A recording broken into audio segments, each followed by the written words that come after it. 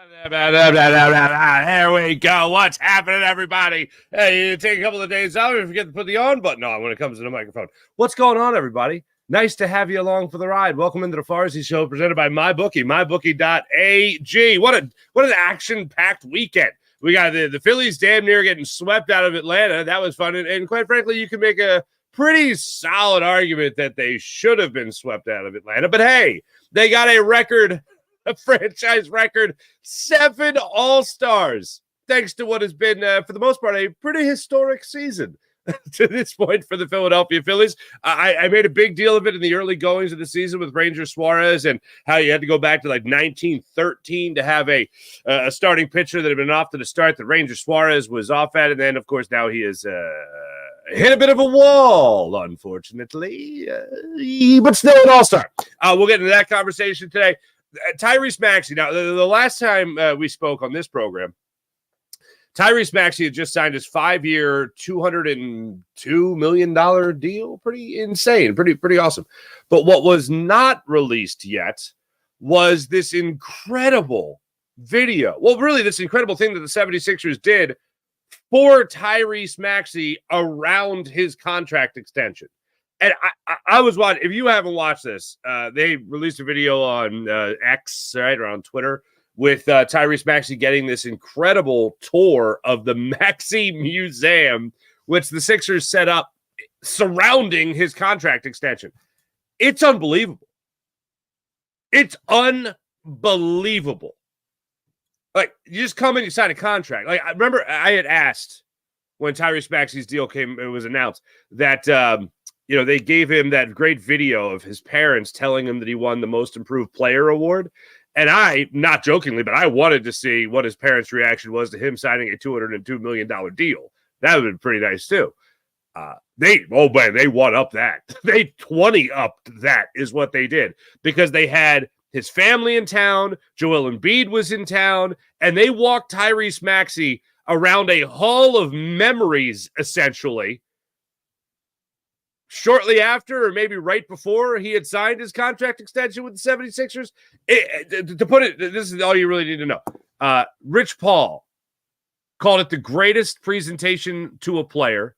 Rich Paul, agent mogul to the NBA stars, called it in 23 years the best presentation to a player he's ever seen. The Sixers did it right for Tyrese Maxey. And they also gave us some conversation. Because you know what? At the time, when these jerseys came out, the black Iverson jerseys, for instance, when they came out, I remember being like,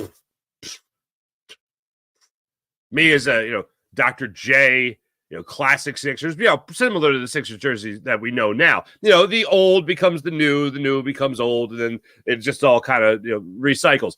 But yes, I want to see these jerseys back as soon as humanly possible. The black Iverson era jerseys I would love to see come back, and I would love to see Tyrese Maxey donning that black cutoff shirt, cutoff sleeve jersey. It would look so much more like Allen Iverson than he already does. He reminds me a lot of him when he plays.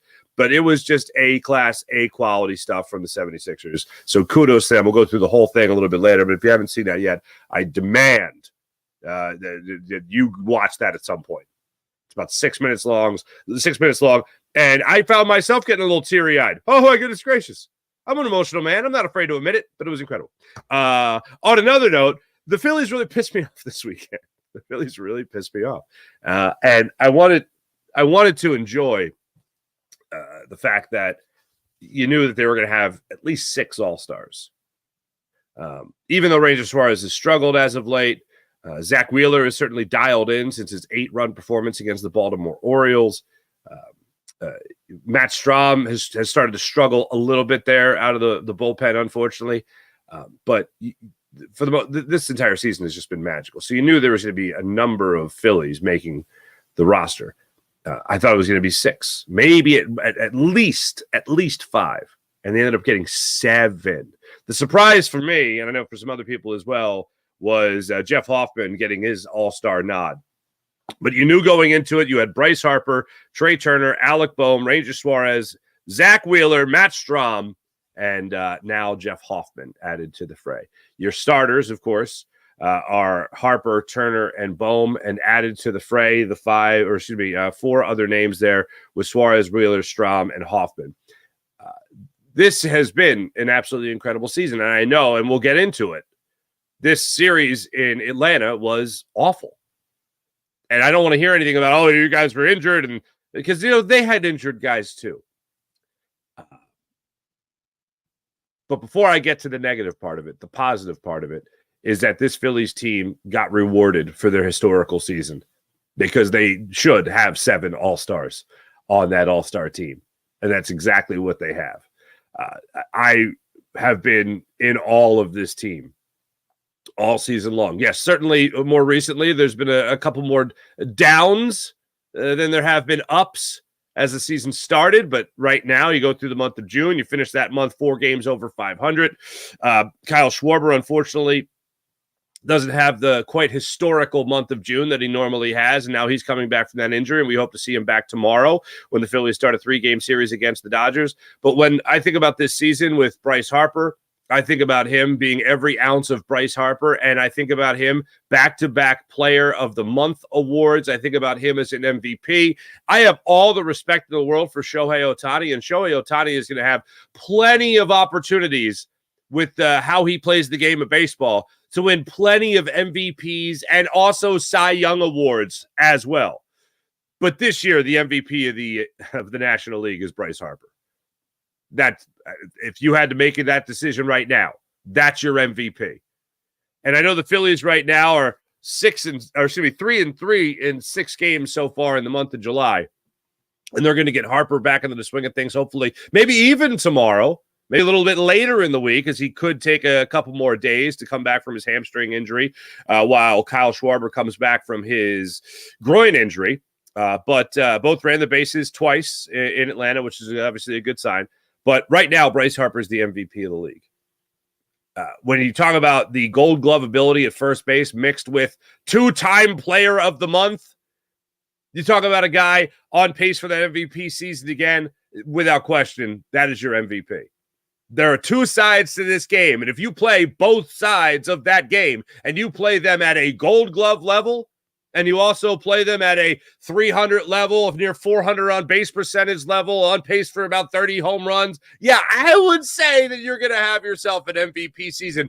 Oh, and by the way, you be the best team in baseball, not just the National League, pretty much wire to wire throughout the regular season. So, yeah, I'm going to go ahead and say that Bryce Harper, the All-Star game, the back-to-back Player of the Month awards are just the tip of the iceberg for the season he's going to put together. And maybe after the All-Star break, we can really start talking about this team going into the trade deadline, making some acquisitions that are really going to round out this roster to damn near perfection when you talk about your starting 1 through 9 players.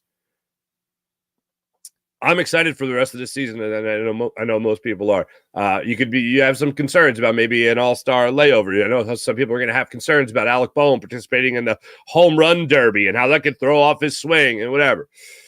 I know we've seen it happen before. I know we always talk about Bobby Abreu back in the day and that throwing off his season and whatever. For me, go have that fun.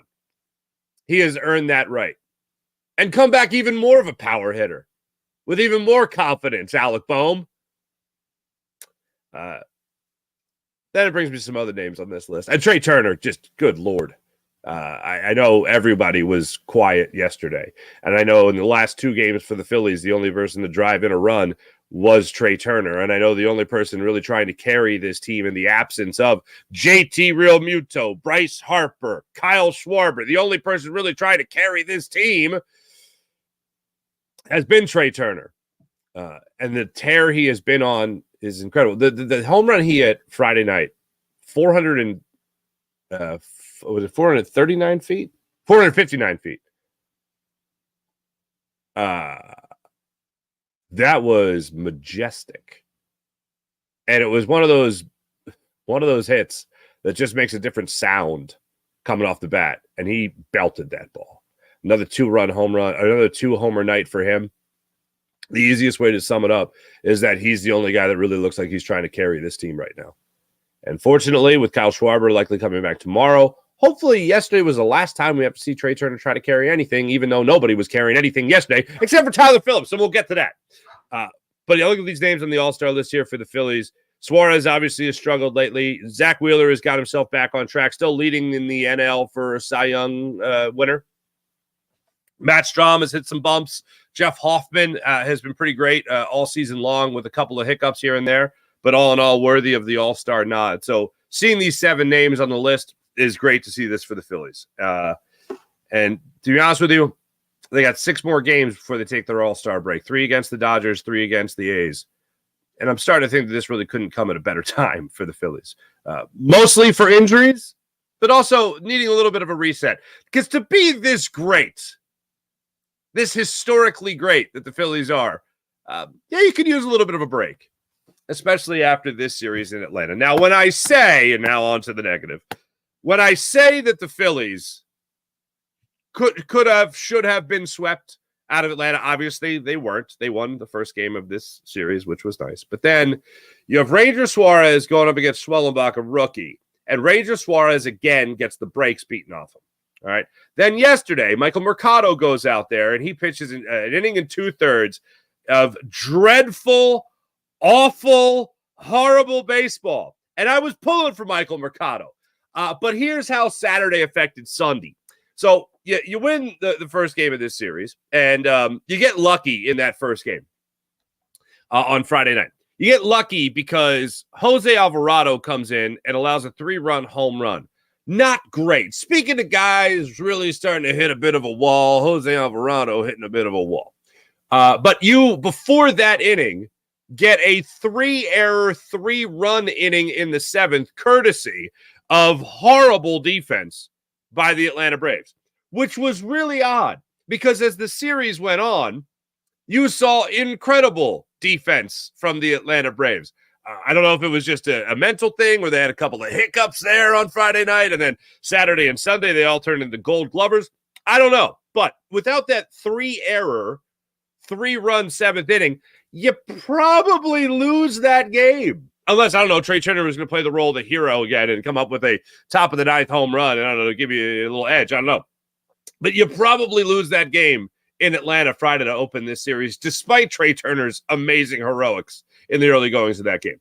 But that 7th inning, where the Braves couldn't do anything right and gave you 3 runs, that proved to be the difference in the game. So the Braves not shooting themselves in the foot in that 7th inning probably leads to a Game 1 victory for the Braves. In Game 2, Ranger Suarez takes on a rookie. Ranger Suarez is terrible. Ranger Suarez and this Phillies lineup that only scored 1 run in that game then asked rookie Michael Mercado, only making his 2nd start of his career,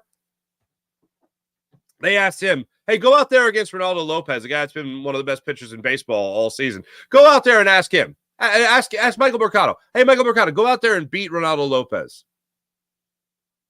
Bail us out. Save us. So Michael Mercado goes out there, started the game, can't throw a strike. Through, I think it was his 8th pitch was his first strike. 23 of his first 43 pitches were outside the strike zone. Michael Mercado he pooped his pants yesterday on the mound there in Atlanta. It was not a pretty sight. Couldn't throw a strike. Got out of a jam in the 1st inning. And then in the 2nd inning, surrendered 3 home runs. Looking back on my notes from yesterday here. Duvall gets 3 straight balls outside the strike zone there in the 2nd inning. Then Mercado comes back with, I think, 4 straight fastballs. And on the 4th, on a 3-2 count, Duvall hits a 402-foot home run to left field. 1-0 Braves. Arcia gets a single to right. White gets an infield single off the glove of Bohm, goes into foul territory. Got runners on 1st and 2nd, nobody out.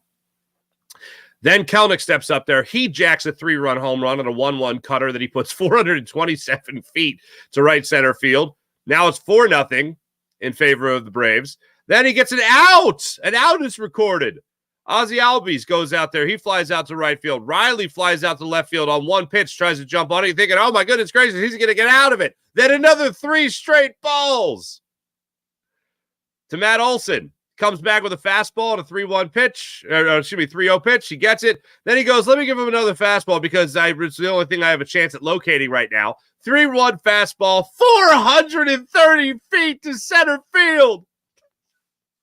Mercado out, Ruiz in.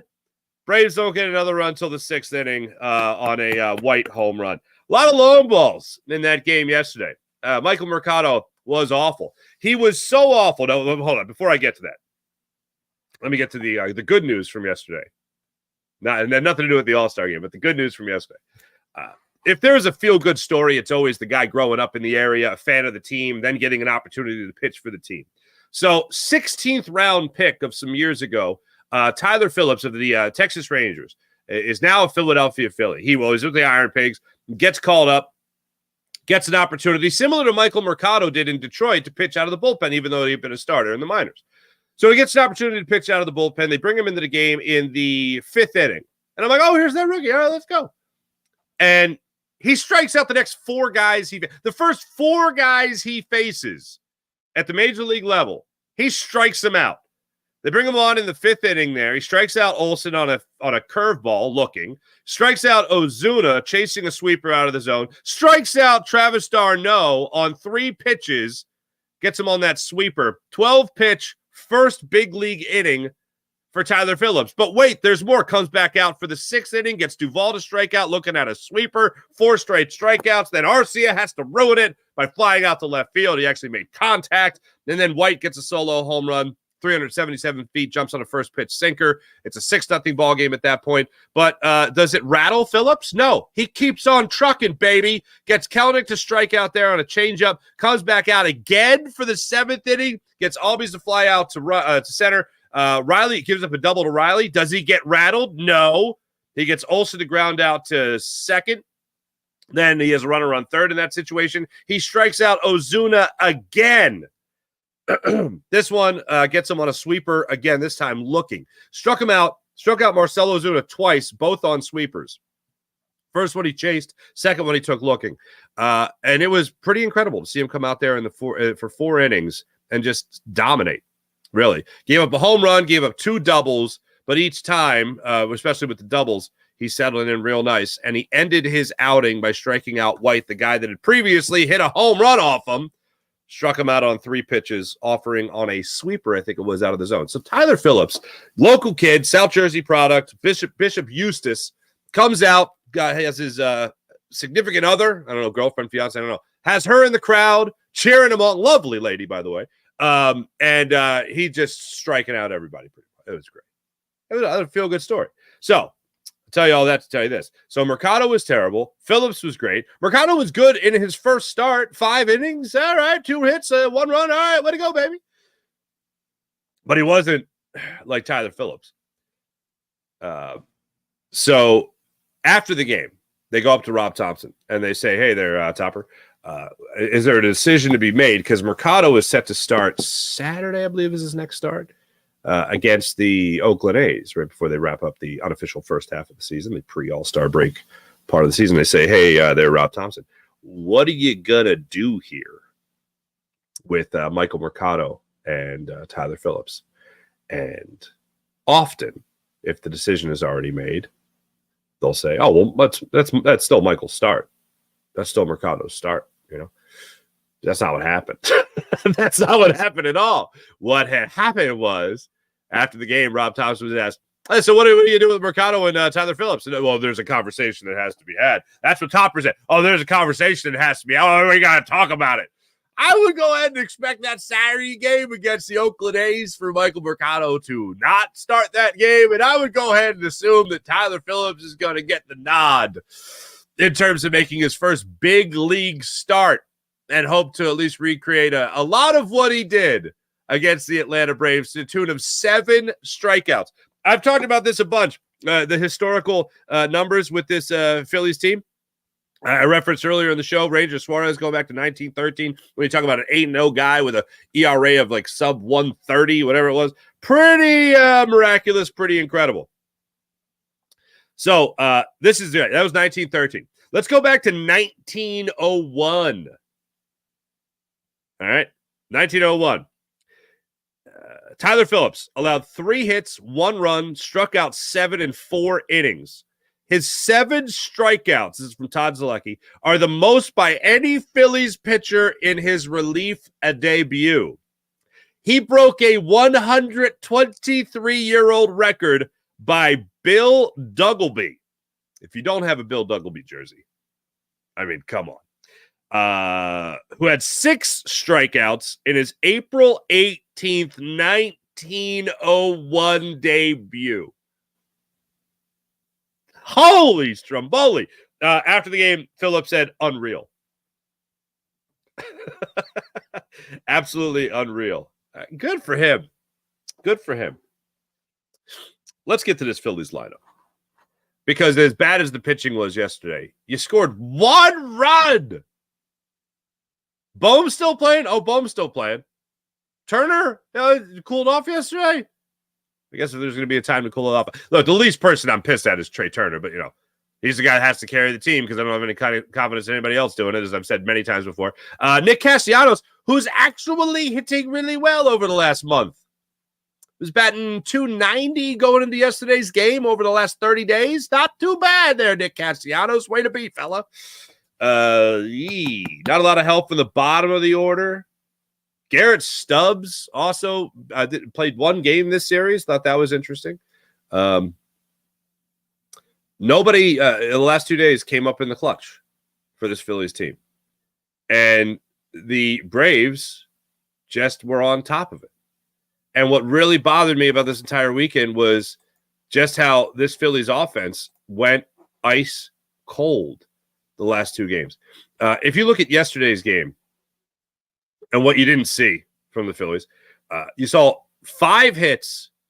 2 of them came in the 9th inning from this Phillies offense. They didn't have many runners in scoring position, but when they did, or at bats with runners in scoring position, they were 0 for 8 in those situations. You got 2 doubles after not having a single double or an extra base hit in Saturday's affair. Bohm had a double yesterday, his 30th of the season, and then Pache in the 9th had a double in a pinch hit situation. Prior to that, 7 hits. So you had 5 hits in total, 3 going into the 9th inning. Then you had 7 hits Saturday night, not a single extra base hit in that game. And I think the only situation you had was Cody Clemens trying to stretch a single into a double in the 2nd inning of Saturday's game, and he was thrown out over sliding the bag, pretty much. Not ideal. Nobody had the magic the last 2 days. And what really bothered me was that Saturday game because you had Ranger Suarez on the hill for you. You had arguably your best pitcher all season, who has hit a huge brick wall as of late, and you weren't able to A, get any offense going for you, and B, Suarez needed the offense to actually pick him up in that game Saturday. 5 innings for Ranger Suarez, 5 earned runs. It's the first time in his career he's allowed 5 runs or more in back-to-back starts. One thing I will say, though, is you go back to last year, Suarez came back from his injury, started the season a little late. I think it was mid-May. Then ended up having a phenomenal June where he was able to put back, I think at the last start in May and then 5 starts in June last season. So 6 starts in total. He went at least 6 innings in all those starts, not allowing more than 2 runs. That's a pretty solid stretch there for Ranger Suarez. Then July hit. And he sucked. He was terrible. It was like 5 runs, 4 runs, 5 runs, 4 runs, 3 runs, 5 runs. Like, it was really bad. Did not allow 5 runs consecutively, but was bad. Now we're in July again, and he seems to be hitting that wall again. Not great. Not ideal. There are 6 games left. He'll get another start. Would love to see him recapture some of that, forget about all-star form, Cy Young form. Would also love the bats to be able to pick him up from time to time, but they were not able to do that against Swallenbach on Saturday night. Very, very, very, very frustrating. Something else. This was back to yesterday's game. I understand the idea of being aggressive when you have a leadoff hitter like Kyle Schwarber, because if Kyle Schwarber is your leadoff hitter, there's one thing you're looking for, and that's a leadoff home run. That's getting him as many plate appearances as possible to see how many he can groove out of the ballpark and give you some instant offense. Bryson Stott yesterday, and has been leading off for this team. Bryson Stott yesterday swings at the first pitch from Ronaldo Lopez. If anything, Ronaldo Lopez has not thrown a lot of pitches in his starts this season, and he doesn't have enough innings to qualify. Like his great ERA, whatever it is now, 182, 181, whatever it is after yesterday. That incredible start, or that incredible season that he's having, he's not throwing a lot of pitches. So the whole objective yesterday should have been seeing a lot of pitches. And if there's anyone on this team that I think could go out there and have a 10-pitch at bat, it's Bryson Stott. He takes a hack at a first pitch fastball. I thought, okay, maybe this is just there. Because there was a 5-pitch first inning. Turner saw 3 pitches, and Turner saw 3 pitches batting second. Bohm and Stott each saw 1 pitch. After the game, I was expecting Rob Thompson to say that was the strategy. It wasn't the strategy. Like, well, he was throwing strikes. So when the guys are swinging early in counts, that tells me he's throwing strikes. What? First off, first pitch of the game, you don't know what he's doing. And if there's anyone that I expect to go out there and have a good head on his shoulders as a leadoff hitter, it's Bryson Stott. And I see him hacking at the first pitch. I went, oh, this isn't going to be a good game. I swear that I out loud to my family that was over for all weekend. My in-laws were in town all weekend, and I'm watching the game with my brothers-in-law, and we're having a great time, except for the Phillies. They're not playing well. And I'm just like, what the hell was that? Bryson Stott of all people? Wasn't great. So Lopez just goes in cruise control after that first inning. Did he even get to 85 pitches yesterday? Oh, he did. He got to 91 pitches in 6 innings.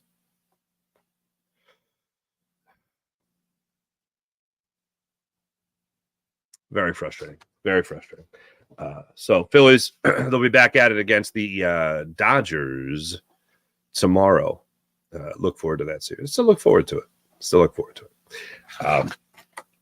This brings me to the Sixers. Everything became official Sunday. Yes.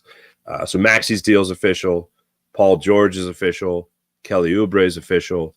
Eric Gordon's official. Everyone's official. Andre Drummond's official. Everything's official. Summer League starts later this week. I actually really look forward to that, watching Jared McCain and all that stuff. But I didn't know what this was when I first saw it. But back to this picture of Tyrese Maxey. I didn't know. I saw the Sixers tweet out more from the Maxey Museum, or pictures from the Maxey Museum. I was like, the Maxey Museum? What? So if you haven't seen it, the best way to describe this is they build a museum. I assume it's at their practice facility in Camden. But they have everyone meeting them in a conference room. Joel Embiid is there. Daryl Morey's there. Tyrese Maxey's family's there. His mom and dad. It's amazing. His agent, Rich Paul. It's really nice, and I think it's just a nice thing. And I think, okay, cool. And then they walk him through these curtains, if you will, and it opens up into a full-blown Tyrese Maxey museum. And walking him through everything is Dr. J. Julius the Dr. Irving is walking him around and emceeing the thing. Like, Dr. J isn't an MC. Dr. J is a presenter. He's like a huge honor to be like, and here you go. But he's emceeing it. That's incredible. And they have Maxey walking around all this stuff. They got his McDonald's All-American ring. They have him being Mr. Basketball in Texas, and they have all these great things. They have highlights of his career. They have some of his best moments, all that stuff. They have the moment he was drafted. They give him the Iverson era black cutoff sleeve jersey, They do all this incredible stuff. They have videos. Dawn Staley recorded a message for him. His college coach, John Calipari, he recorded a message for him. Joel Embiid, who was there, also recorded a message for him. And Joel Embiid called him the best teammate he's ever had. That, really hit Tyrese Maxey hard. Apparently, there was a story about a PlayStation where on the plane, they were just playing PlayStation together, like Maxey's rookie year. And Maxey credited Joel Embiid, saying that he was the first player that ever really believed in him. First teammate that ever really believed in him. And I'm like, this is really amazing. And then, oh my God, then they had Tyrese Maxey's parents who are standing right next to him with a recorded message. They're there, but then they're on the screen. And they start telling Tyrese Maxey, oh my God, his father's like, I'm so proud of the man you're becoming. And I'm like, oh God. I'm like, I'm getting teary-eyed, right? Maxey's crying. His mom's telling him how proud he is. And then, oh, by the way, $200 million deal. But it was, I'm thinking this has got to be the nicest thing anyone's ever done for a player. They literally built a museum for him. And then Rich Paul gets up there and says, this is the best presentation to a player I've ever seen.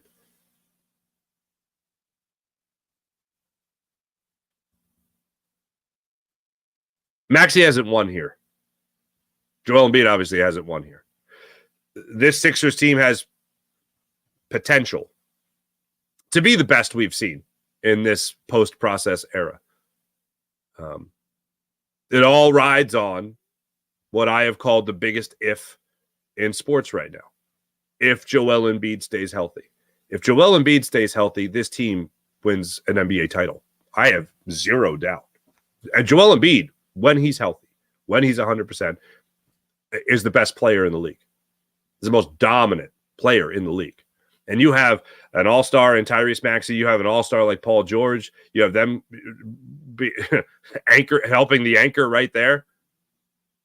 You continue to fill out this roster, of course, if Joel Embiid stays healthy. But again, that is the biggest if in sports. And you can say, oh, you got to still get past. Yeah, I understand you got to get past the Celtics. You're not doing that unless Joel Embiid is healthy. That's what Daryl Morey's assignment is this offseason, bringing in Paul George and the ever-growing development of Tyrese Maxey and a spark like Kelly Oubre can be, and having that backup center from when you do need to manage the time of Joel Embiid on the floor, or if Joel Embiid is not 100%, come the playoffs, you can't have a minus 41 total for a series. Certainly can't have a minus 25 in game one.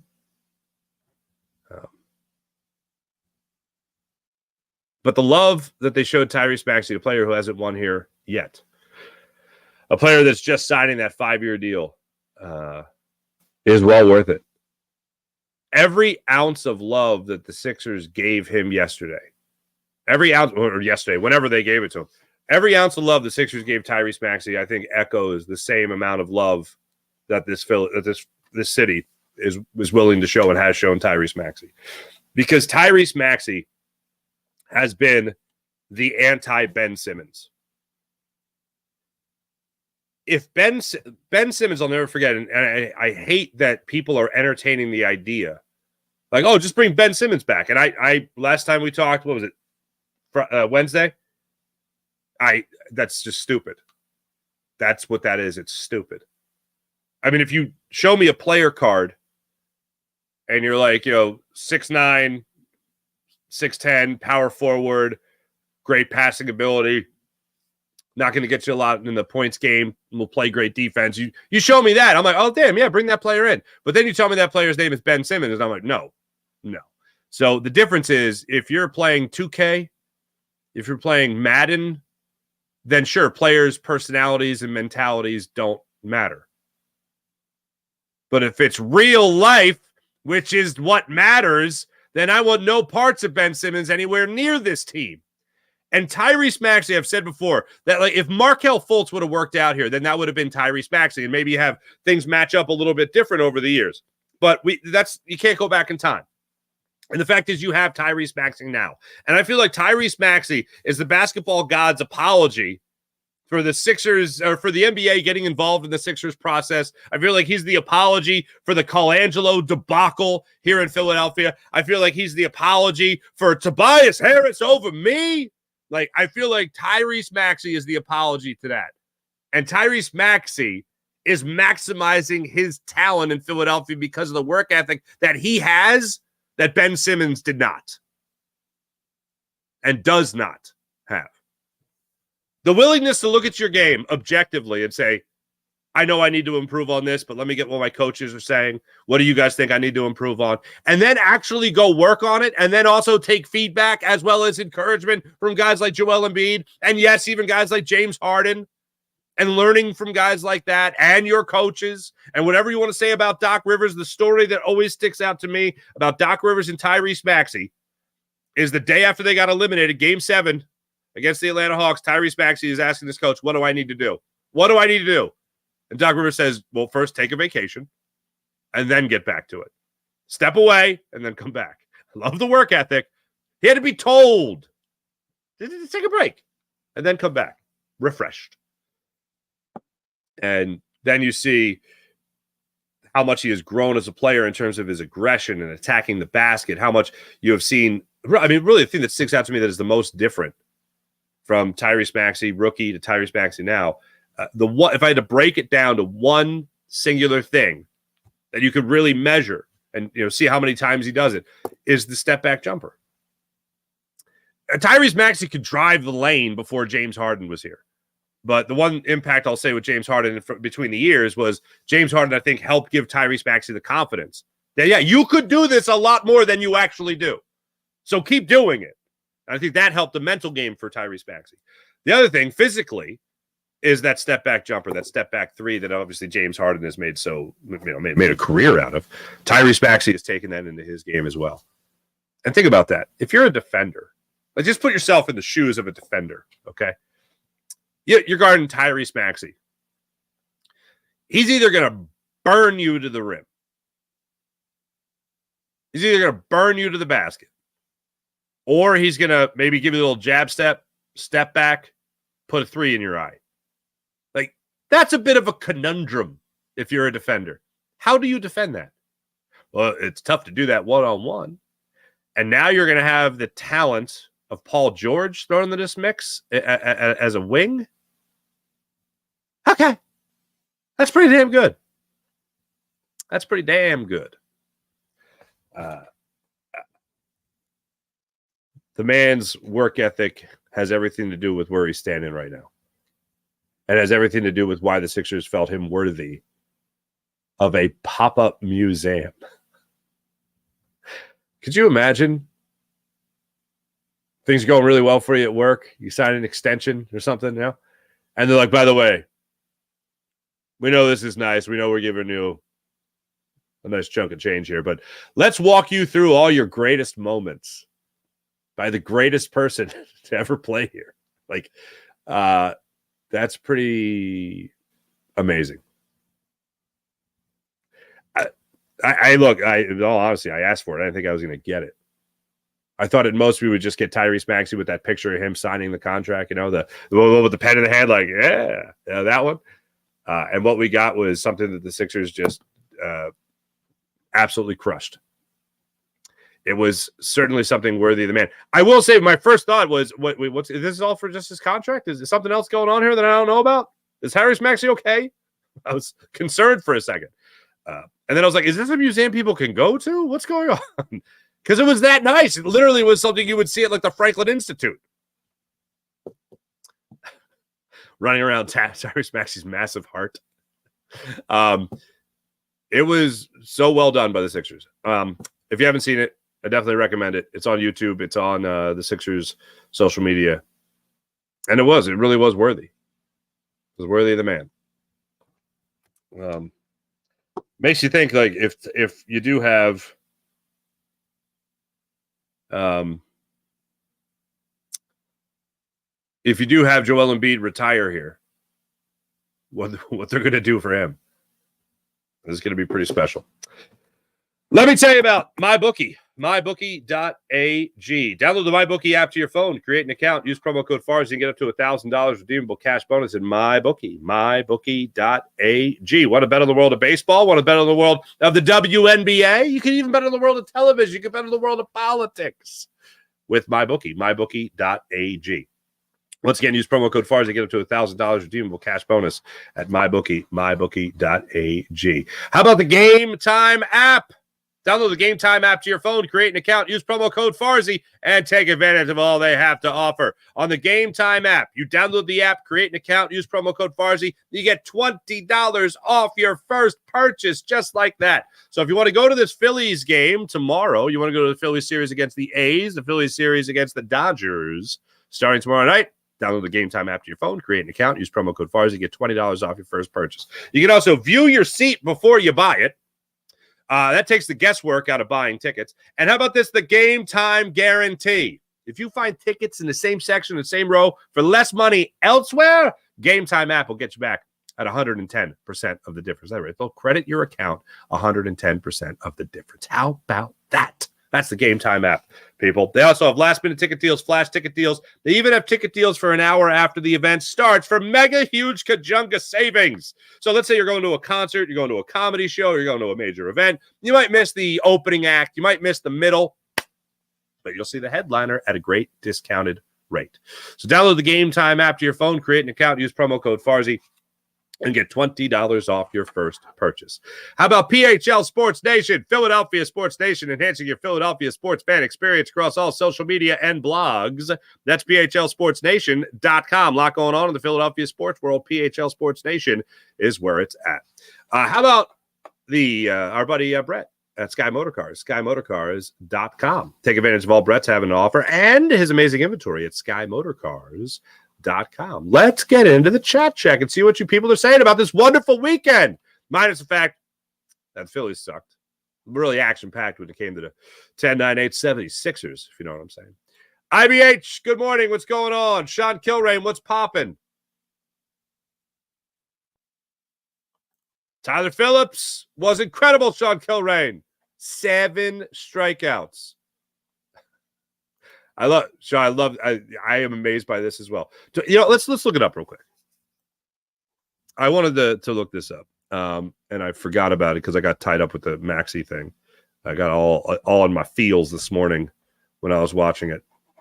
Bill Duggleby. Oh, handsome chap. Born in 1874, he was. Utica, New York. Okay. But he made his major league debut when he was 24 years old.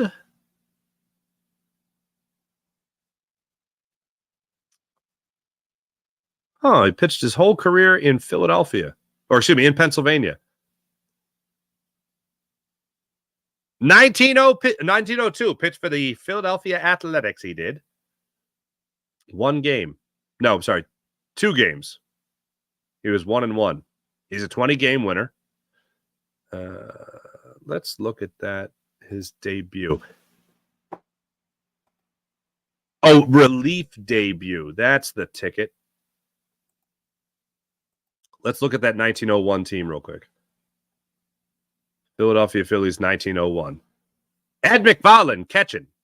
Huey Jennings, first base. Monty Cross. Harry Wolverton was at third base. Elmer Flick was in the outfield. Ed Delhaney, Haney.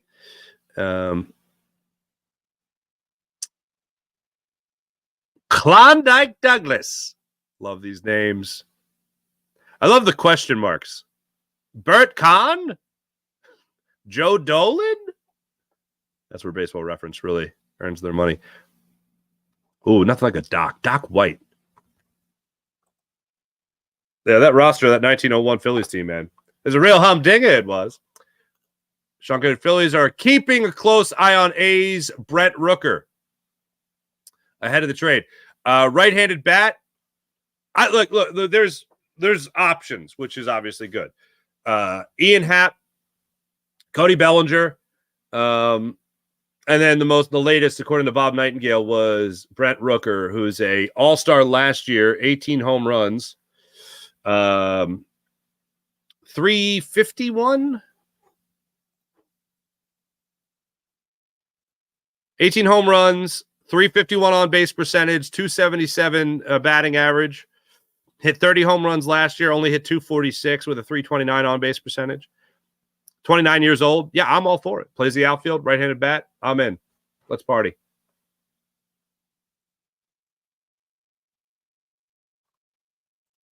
Sean Gillespie, good morning, sir. Babs, you are the only Babs. Trey doing really well, but missed time. 20 RBI is not all-star worthy. Honestly, nobody thinks of Hoffman as an all-star. Even Strahm is stretching it. The team has no closer. Strahm has been great up until recent. Strahm and Suarez are in the same boat. That's the way I look at it. Where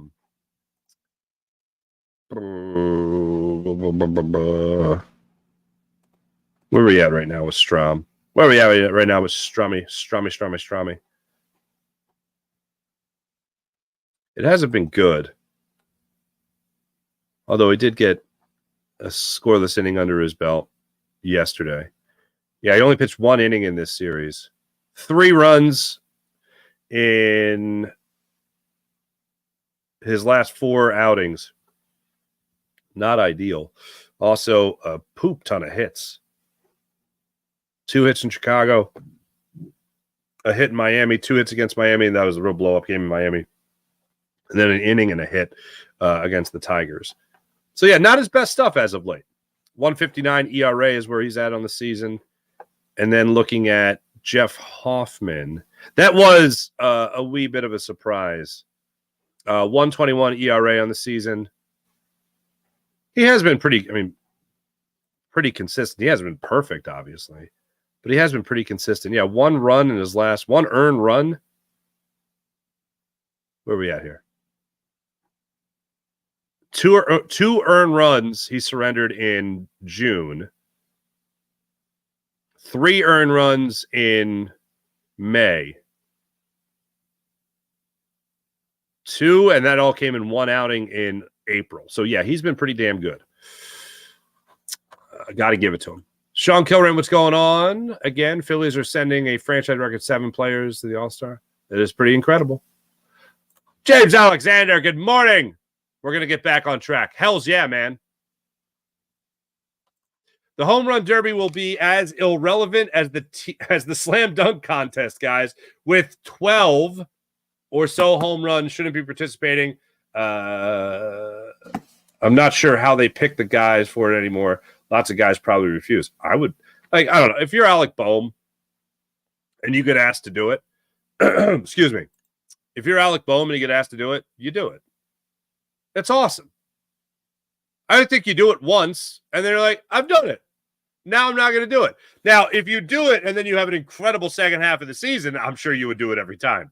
But if you do it and you have a terrible second half of the season, then I'm sure you'll never do it again. Pete Alonso doing it for the Mets. He kept his word. He said if he's going to make the All-Star game, he's going to do it. And he just announced yesterday he's going to do it. So cool. I don't know. The home run derby doesn't have the same allure as it used to. Anything you have to look at beforehand and be like, wait, what are the rules this year? I feel like that really takes a lot of the buzz out of it. Oh, wait, now I got to learn something? What? Ooh, IBH, I love this. I wonder if there's a conversation that has to be had when Taijuan Walker comes back from injury. Yes, there will be a conversation that's had. Hopefully that conversation is either Taijuan Walker have a seat over there because Tyler Phillips is amazing, or we've trusted Michael Mercado again and he's going to be better, or Spencer Turnbull is going to be better. I don't know. Healthy, I mean. But I think we know what we're going to get from Taijuan Walker, which isn't that good. We don't know what we're going to get from Tyler Phillips yet. Maybe Tyler Phillips has a month stretch in him at least where he's just going to be incredible. Maybe this is just a really massive bump in the road for Michael Mercado. But the thing is that really was incredible. And this is what I noticed about Mercado versus Tyler Phillips yesterday. Michael Mercado has like 3 pitches. And if he's not locating his fastball, he's terrible. And he was not locating his fastball at all in yesterday's game. And the thing was, he had to rely on that fastball time and time again yesterday. Let's look at it. Let's look at it for instance here. Okay. First battery faces Kelnick. 4 fastballs, 4 balls out of the zone. Albies, curve, cutter, fastball. 4 of those pitches out of the zone. 4 of the 5. Curve, cutter, fastball. Curve, cutter, fastball. Curve, cutter, fastball. 3 pitches is what he was throwing out there yesterday. So then you fast forward to the 5th inning. This is where Tyler Phillips comes in. 3 pitches, okay. 4-seam fastball, sweeper, curve, sinker. So he throws the sinker in there too. So the 4-seam fastball, 2-seam fastball, and he was really locating that sweeper well. So it's odd for guys, I feel like nowadays, to only have 3 pitches. And Michael Mercado, when you only have 3 pitches, in my mind, you are underdeveloped. 4 pitches seems to be the bar. And for me, Tyler Phillips at least gets to the bar in terms of arsenal. So that was one thing I was excited to see yesterday. If you have 3 pitches, you're going to get. And if you have 3 pitches and you can't hit a strike zone with one of them, and it's your best pitch, it's not going to be a happy ending. Sean Kilrain, Caleb Martin, the Boston Killer. I'm looking forward to that as well. I was happy to see that. I saw some people really excited about it. I think that was because of the Boston connection there. But I like it. I'm like, oh, good move. I'm not like, oh my God, it's incredible. But yeah, I like it. Daz, what's going on, Daz? Oh, good. Jason Russell, what's going on? Welcome to the chat. Suarez and Bohm have gone downhill their last few games. The whole team has felt like they're going downhill the last 2 games. You score 1 run and surrender, you get outscored 11-1 in your last 2 games. Everybody's downhill. Babs going. Farsley, my point with Strom and Hoffman is make one of them the I'm sorry. Make one of them the closer if they're so lights out. So Hoffman is obviously closer to that position right now than Strom. I still think their center fielder for the playoffs is not on this roster, and I feel like their closer for the playoffs is not on this roster. And what would be really interesting is if they pull off some kind of miraculous trade with the A's, and they're able to get Mason Miller and Brett Rooker. That would be Dave Dombrowski waving a magic wand. Now, let's not forget also, though, that they tapped the same well of the Angels twice 2 years ago when they got Noah Syndergaard and they got, remember him? And then they also later in a different trade, they got Brandon Marsh. So it's not unlike Dave Dombrowski to shake one tree twice. Or maybe he just gives it a big shake and you get both those guys in one fell swoop. See how that works. But yeah, I don't think either of them is going to be the closer in the playoffs. But Hoffman seems to be the guy that he trusts, Rob Thompson trusts more than anybody at this point. So for me, if you're talking about a closer on this team, there's 2 options. I think your legit 2 closer options right now are Strom or Hoffman. April! Good morning, April. Hello. Babs, I'd love to see Mason Miller. We're all on the Mason Miller bandwagon on this program. We're all on that. Let's get to the Morning Rush brought to you by, thanks everybody in the chat. You guys are wonderful as per usual. Let's get to the Morning Rush brought to you by Sky Motorcars, SkyMotorcars.com. So the Phillies, they're back at it tomorrow when they start this 3-game series with the Dodgers, then a 3-game series with the A's, both at home. Here's what you got coming up here for the Phils. Tomorrow night, you're going to have Zach Wheeler on the hill, 6:40 start time against this Dodgers squad. Love the 6:40 start time. Love getting back to the 6:40 start time. That'll be fun. You got Bobby Miller, right-handed pitcher, going for the Dodgers. He's 1-1 on the season with a 6.12 ERA. Looking over his last handful of starts, there has been some struggles this season. he was coming off a start against the Arizona Diamondbacks, where he went 5 innings, allowing 2 runs. That's pretty good. He's been in the bullpen. He's been an opener. And then he's also gotten shelled this year. So if he doesn't, he hasn't been in the bullpen, but if he's struggled, they got him out quick. So 2 runs, 5 innings against the Diamondbacks last week. 3 runs, 2 innings against the White Sox. 5 runs, 6 1/3 against the Rockies. Yeah, he's pretty much feast or famine. And there's been more famine than feasting. That's what it looks like for him. But he comes into the series 1-1 in the season with a 6.12 ERA. Zach Wheeler, in his last 3 starts, has looked a hell of a lot more like Zach Wheeler. So look forward to seeing that get back underway. Wheeler comes into it 9-4 on the season with a 2.74 ERA, hoping to get to Suarez and Aaron Nola's level of 10 wins on the season. He's coming off of 3 consecutive starts, going at least 6 innings, allowing no more than 2 earned runs in those starts. So hoping to see Zach Wheeler continue the run that he has been on. Did Will Smith cool off? What did he do yesterday? He had like 4 home runs in 2 games. Dodgers come to town 55-36, by the way, on the season. And they lost yesterday 9-2 to the Milwaukee Brewers. So they got a couple of tough series for themselves going in there. Shohei Ohtani only had 1 hit yesterday. That guy sucks.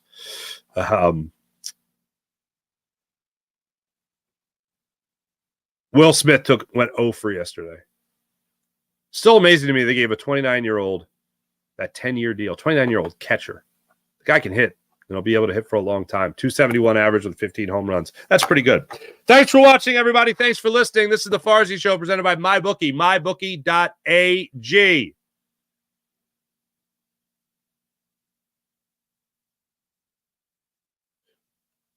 John Russell, can't say the whole team when Trey just hit two homer games.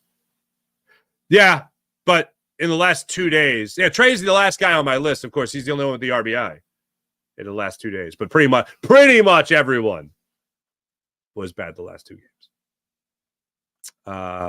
Thanks everybody. All right, thanks for watching. Thanks for listening. I'll be back with you guys tomorrow, of course, and back with the postcast as well. So make sure in the meantime you like and subscribe to the Farzy Show right here on the Farzy Show YouTube channel. Make sure you like and subscribe to Jacob Media YouTube channel, and make sure you like and subscribe to the all-new Locked On Sports Philadelphia. That's Locked On Sports Philadelphia YouTube channel as well, where yours truly comes to you after every Phillies game for your Locked On Sports Philadelphia postcast, as it's known. So subscribe, like, all that fun stuff. Talk to you guys tomorrow. Have a great rest of your day, and I hope you guys had a wonderful 4th of July weekend.